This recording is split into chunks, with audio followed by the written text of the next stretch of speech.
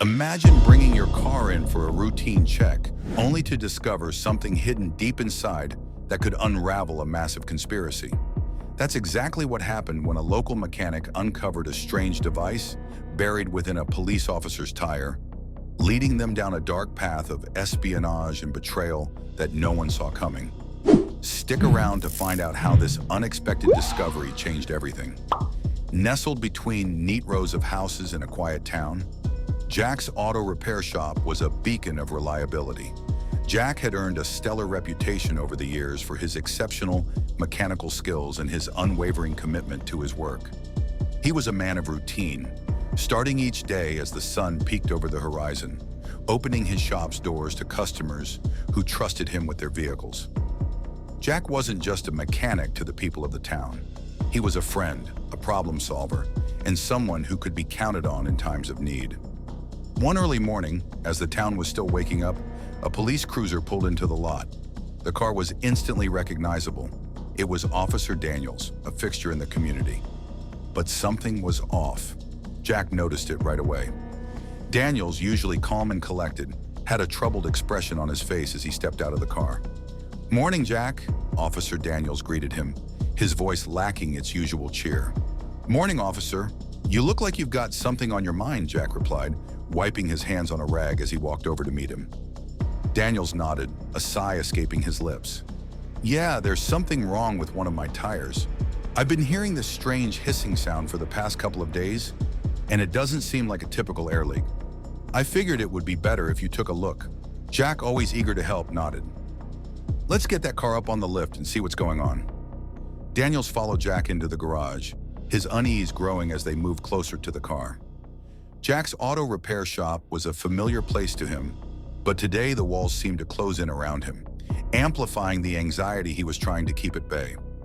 Jack methodically inspected the vehicle, his experienced eyes scanning every detail. When he reached the problematic tire, he immediately noticed something unusual. The tire didn't just look uneven, it felt different. There was a subtle bulge in the rubber, almost as if something was lodged inside. "Mind if I take the tire off and have a closer look?" Jack asked, glancing up at Daniels. "Please do," Daniels replied, his voice tinged with concern. Jack got to work, removing the tire with the practiced ease of someone who had spent decades working with his hands. But as he started to inspect it more closely, the hissing sound Daniels had mentioned became audible. It wasn't coming from a typical puncture or a leaking valve.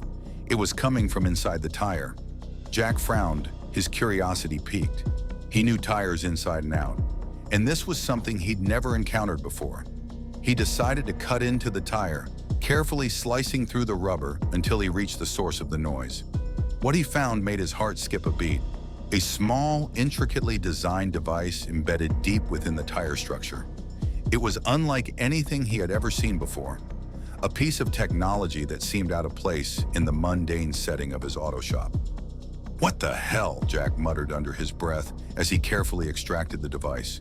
It was sleek, with tiny LEDs blinking faintly, as if signaling its presence to anyone who knew where to look. Daniels, who had been watching Jack closely, stepped forward. "What is that?" he asked, his voice low and tense. Jack held the device up, turning it over in his hands. "I'm not sure, but it definitely doesn't belong in a tire. I've seen all kinds of things in tires over the years. Nails, screws, even the occasional rock. But nothing like this." Daniel's face grew even more serious. "This doesn't look like anything I've seen before either. We need to figure out what it is and why it was in my tire." Jack nodded in agreement. "I've got a friend who might be able to help. His name's Eddie. He's a whiz with electronics. If anyone can tell us what this thing is, it's him." Daniels didn't hesitate. "Give him a call. The sooner we know what we're dealing with, the better." Jack pulled out his phone and dialed Eddie's number. It rang a few times before Eddie picked up, his voice bright and cheerful. "Jack, long time no talk. What's up?" "Eddie, I've got something here that I need you to take a look at," Jack began, trying to keep his voice steady. "I found a device inside a tire, something electronic. It's strange and I don't know what it is." There was a brief pause on the other end before Eddie responded, his voice now more serious. "Inside a tire? That's not something you hear every day. Send me some pictures, and I'll see if I can figure out what it is." Jack quickly snapped a few photos of the device and sent them to Eddie. He watched as Daniels paced back and forth, his concern growing with each passing second. The silence from Eddie's end of the line stretched on, the tension in the air thickening. Finally, Eddie spoke again. "Jack, this is serious. We need to meet in person. Bring the device with you." Jack's stomach dropped at Eddie's words. How serious are we talking? Serious enough that I don't want to discuss it over the phone. Can you meet me at my shop in an hour? I'll be there, Jack said, hanging up the phone. He turned to Daniels, his face grim. Eddie wants us to meet him at his shop. He says this could be something big. Daniels didn't need to be told twice. I'll follow you there. The drive to Eddie's shop was tense. Jack kept glancing in his rearview mirror, half expecting to see someone tailing them. The device, now safely tucked away in a small box on the passenger seat, seemed to radiate an ominous energy, its presence heavy in the confined space of the car. When they arrived at Eddie's electronics shop, the normally bustling storefront was eerily quiet. Eddie was waiting for them outside, his usual smile replaced with a look of concern.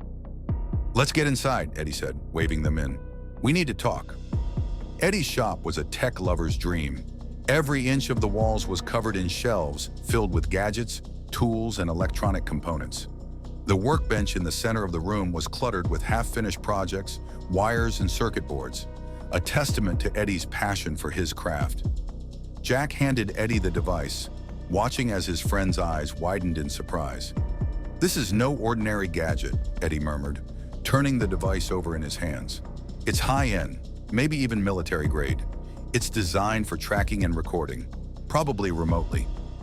Daniels felt a cold knot form in his stomach. Why would something like this be in my tire? Am I being watched? Eddie shrugged, still examining the device. Could be, or it could be something bigger. Whoever put this there didn't want it to be found, that's for sure. It's well hidden, and if you hadn't heard that hissing sound, you probably wouldn't have noticed it at all. Jack leaned in, his brow furrowed. "So what do we do now?" Eddie set the device down on the workbench and looked up at them. "First, I'm going to see if I can pull any data off this thing. Maybe we can trace it back to whoever made it. But we need to be careful. If this is military-grade tech, we don't want to trip any alarms." Daniels nodded. "I'll report this to my superiors. If there's someone targeting the police, we need to know who and why." Eddie got to work, carefully connecting the device to his computer.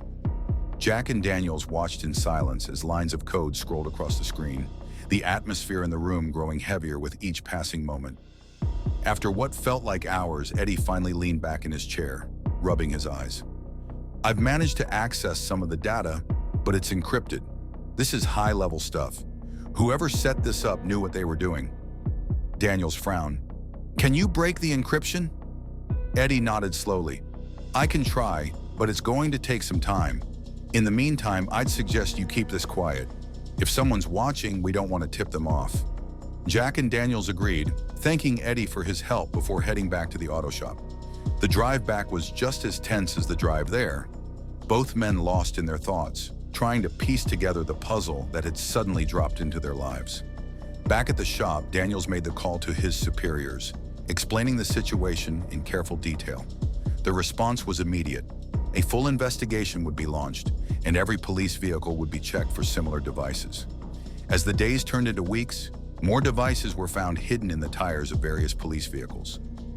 Each discovery brought them closer to the truth, a shocking revelation that there was a mole within the department, working with outside forces to sabotage police operations. The investigation eventually led to the arrest of several high-ranking officials, their betrayal shaking the department to its core. The discovery of the devices had exposed a network of corruption and espionage that stretched far beyond the small town, reaching into the highest levels of law enforcement. Jack returned to his routine at the auto shop, but the events of those weeks had left a lasting impression on him. His shop, once a place of simple mechanical work, had played a crucial role in uncovering a dangerous conspiracy. Jack couldn't help but feel a sense of pride, knowing that his skills and quick thinking had helped protect his community in a way he never imagined. In the end, the tire that had rolled into Jack's shop that fateful morning carried more than just air. It carried a story of betrayal, danger, and ultimately, justice. A story that would be remembered in the town for years to come.